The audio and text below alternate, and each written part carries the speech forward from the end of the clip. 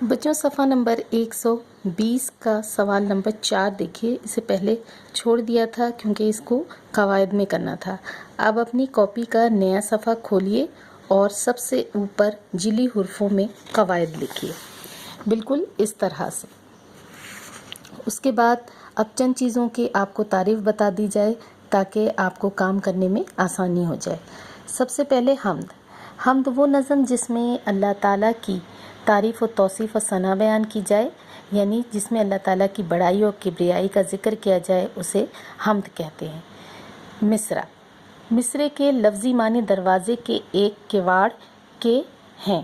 2 کواڑوں سے دروازہ مکمل ہوتا ہے، یعنی کسی بھی دروازے کے 2 حصے ہوتے ہیں اور ایک حصے کو کواڑ کہا جاتا ہے. بالکل مصرع بھی اسی طرح سے ہوتا ہے کہ کسی بھی شعر کی ایک سطر یا ایک لائن کو مصرع کہا جاتا ہے. جیسے اوپر دیکھیے یہاں پر 2 مصرے ہیں، یہ ایک لائن، یہ ایک لائن، تو کسی بھی شعر کی ایک لائن مصرع کہلاتی.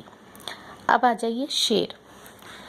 شعر کا لفظ شعور سے ہے جس کے لغوی معنی جاننا یا سمجھ لینا ہے، یعنی یہ لفظ شعر جو ہے وہ شعور سے نکلا ہے اور جس کا مطلب ہے جاننا یا سمجھ لینا، یعنی چند بامعنی لفظوں پر مشتمل مصروں یا کلام کو شعر کہا جاتا ہے.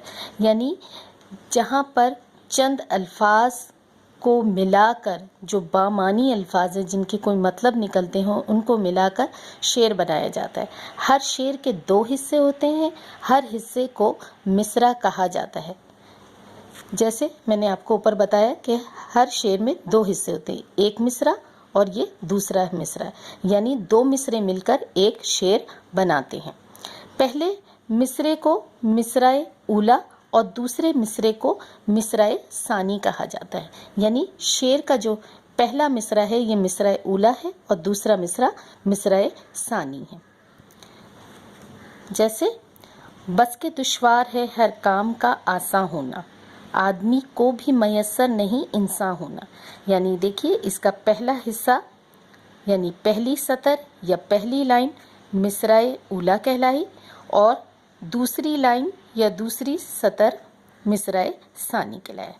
یقیناً آپ کو اچھی طرح سے سمجھ میں آ گیا ہوگا کہ حمد، مصرع اور شعر کیا ہوتا ہے. اب بچوں اپنی کتاب کا صفحہ نمبر 120 پر سوال نمبر 4 کو دیکھیے اور اس کے بعد اگلے صفحے سے اس مشق کو مکمل کیجیے. مشق کے تمام جوابات آپ کو PDF فائل کے ذریعے دے دیے گئے.